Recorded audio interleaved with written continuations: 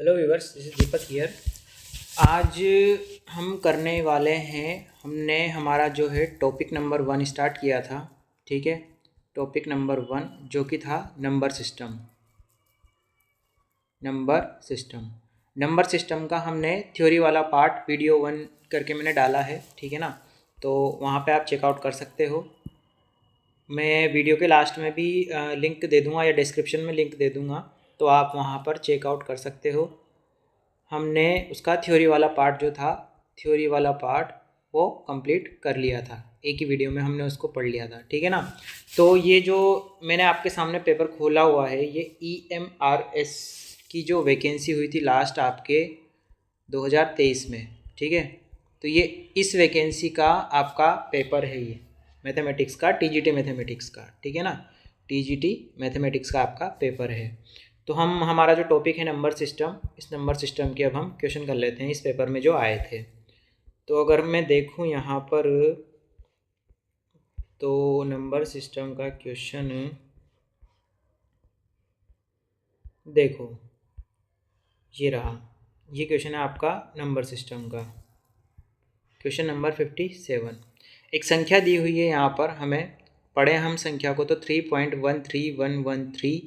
देखो पैटर्न बन रहा है क्या, 13, फिर आया 113, फिर आया 111, फिर 3, फिर आया 4 बार 1, फिर 3। लेकिन ये इंक्रीज तो हो रहा है, लेकिन ये फिक्स पैटर्न नहीं बन रहा। जैसे अगर या तो ऐसा बनता 3.131313 अप टू आगे तक, तो मैं इसको लिख सकता था 3.13 के ऊपर बार।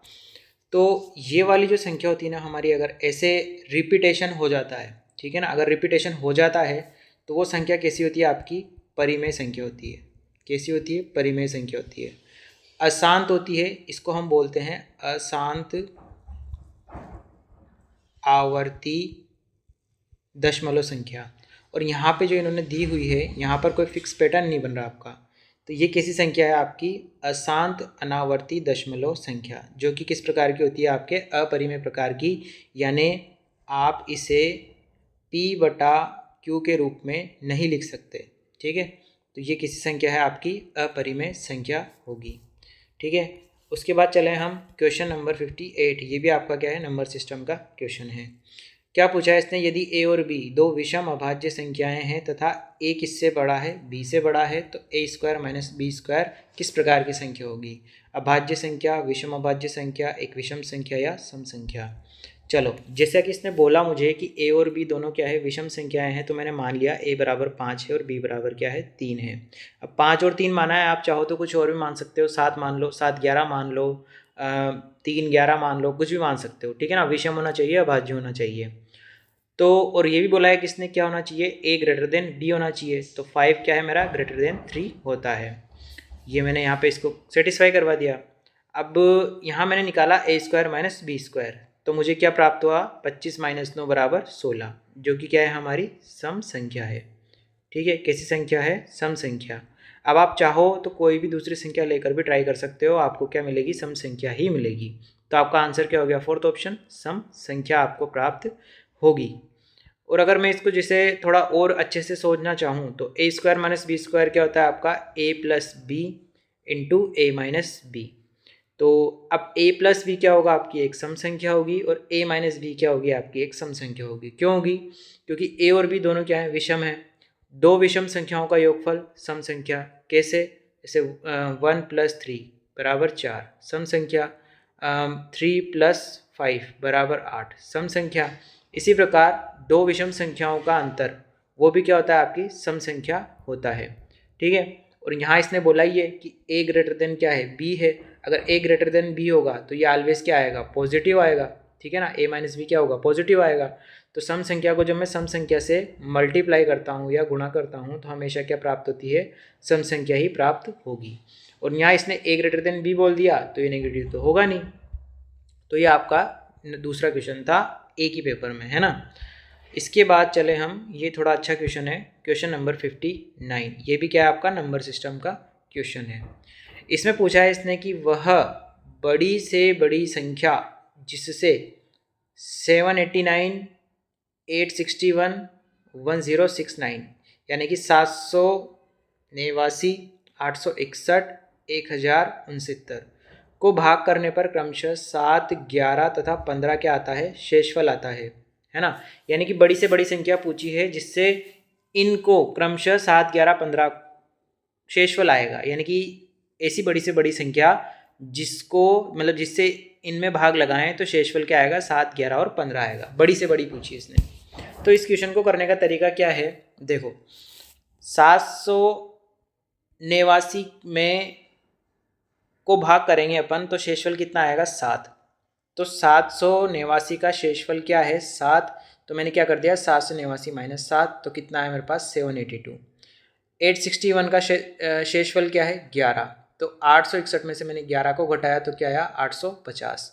इसी प्रकार 1069 का शेषफल कितना है, 15। तो मैंने क्या कर दिया, 1069 माइनस 15 तो क्या आ गया, 1054। ठीक है, तीन संख्याएं मिल गई मुझे, 782, 850, 1054, जो कि क्या होंगे, अभिष्ट संख्या से क्या होंगे, विभाजित होंगे। क्यों, क्योंकि शेषफल ही आ रहा था, जो मैंने शेषफल घटा दिया, शेषफल घटाते ही वो पूरी बार विभाजित हो जाएगा। तो अभिष्ट संख्या क्या आएगी मेरी, मस किसका, 782, 850 और 1054 का। मस कैसे निकाला मैंने, सबसे पहले मैंने किए अभाज्य गुणनखंड, किसके, 782 के भी किए, उसके बाद 850 के भी किए, उसके बाद 1054 के भी किए। गुणनखंड क्या मिले, 782 के 2 × 17 × 23, 850 के 2 × 5 × 5, 1054 के 2 × 17 × 31। अब अभिष्ट संख्या क्या हो जाएगी, जो इनमें कॉमन है, तो 2 और 17 जो है आपके सब में कॉमन आ रहा है, तो 17 × 2 = कितना होगा मेरा, 34। तो 34 क्या होगा, आपका सही आंसर होगा। ये काफ़ी अच्छा क्वेश्चन था, ठीक है, गुड क्वेश्चन। यानी कि इसको करने का तरीका आपको ध्यान रखना पड़ेगा, तो इस प्रकार आप निकाल सकते हो, ठीक है। उसके बाद चले हम, 3 क्वेश्चन हो चुके हैं हमारे अभी तक, है ना। चलो, ये हो गया हमारा 4th क्वेश्चन नंबर सिस्टम का, एक ही पेपर में से, ठीक है।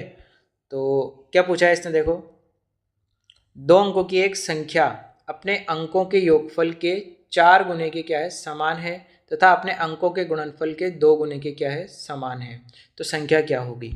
देखो जैसे इसने बोला उसी प्रकार हम क्वेश्चन में करते जाएंगे, आगे बढ़ते जाएंगे। सबसे पहले इसने बोल दिया कि संख्या है जो कि 2 अंकों की, कितने अंकों की, 2 अंकों की। तो 2 अंकों की संख्या किस प्रकार मानूंगा मैं, 10x + y। संख्या किस प्रकार है, xy है ना, जिसको मैं क्या लिख सकता हूँ, 10 × x + y।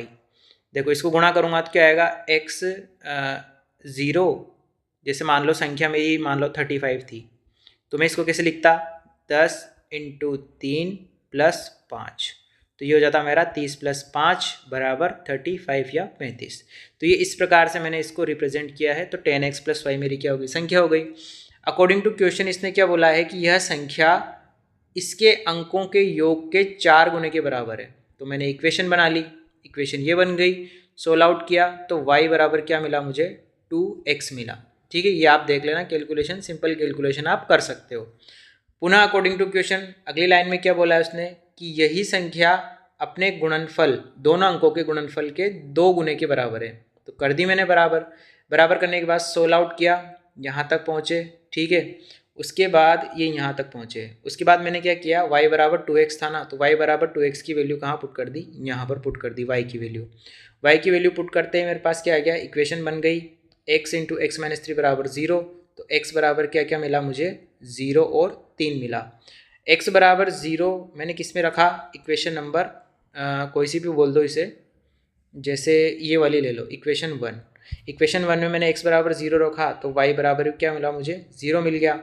x बराबर मैंने 3 रखा तो x = 3 पर क्या मिला, y = 6 मिल गया, y = 6 मिल गया। तो x और y की वैल्यू मैंने जो संख्या मानी थी उसमें पुट करते ही मुझे संख्या क्या मिली, 36 मिली। तो मेरा सही आंसर क्या होगा, 36 हो जाएगा। यानी कि 36 ही ऐसी संख्या होगी जो दिए गए इसके एग्जाम से या जो भी इन्होंने ये बताया है ये इसको सेटिस्फाई करेगी, ठीक है। तो ये हो गया आपका क्वेश्चन नंबर 4, यानी कि 4th क्वेश्चन आपके सेम पेपर का नंबर सिस्टम से। इसके अलावा इस पेपर में आपका नंबर सिस्टम का कोई क्वेश्चन नहीं था, ठीक है ना, ये 4 ही क्वेश्चन थे। तो नंबर सिस्टम का जो हमने टॉपिक पढ़ा था, नंबर सिस्टम तो इसमें कितने 2023 के पेपर में कितने क्वेश्चन पूछे इसने? 4 क्वेश्चन। ठीक है, तो इम्पोर्टेंट तो है ही सही, हर चैप्टर में से जो भी हम पढ़ेंगे उसमें से क्वेश्चंस पूछे जाते हैं और आगे भी पूछे जाएंगे। ठीक है, तो मिलते हैं नेक्स्ट वीडियो में आगे के टॉपिक के साथ, जो कि होगा हमारा टॉपिक नंबर 2। ठीक है, टॉपिक नंबर 2 का क्या करेंगे हम? सबसे पहले थ्योरी पार्ट करेंगे, उस थ्योरी पार्ट को कंप्लीट करने के बाद हम उसके क्वेश्चंस भी करेंगे। ठीक है, तो मिलते हैं नेक्स्ट वीडियो में आगे के टॉपिक के साथ। Thank you so much.